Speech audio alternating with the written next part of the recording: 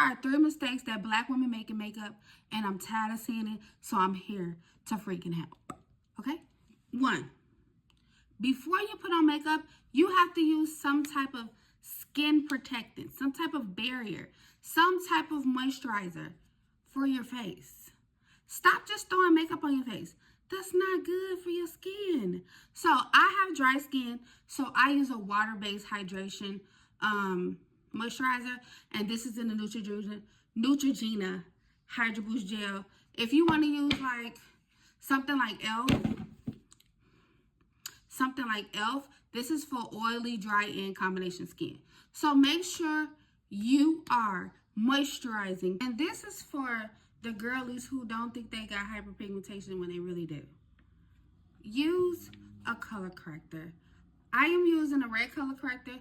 Me personally, this is more for, you know, if you want to conceal your hyperpigmentation like I'm doing. And I just used a little bit around my mouth.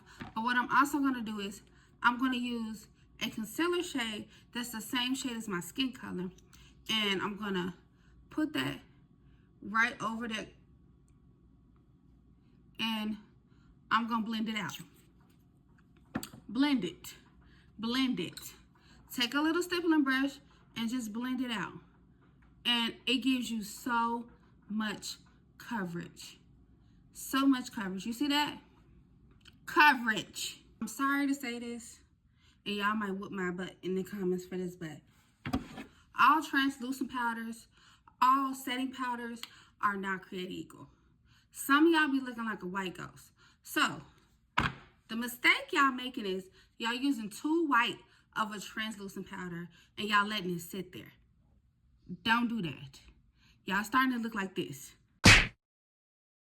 Use a setting powder that is the same skin tone as you when you are setting your makeup.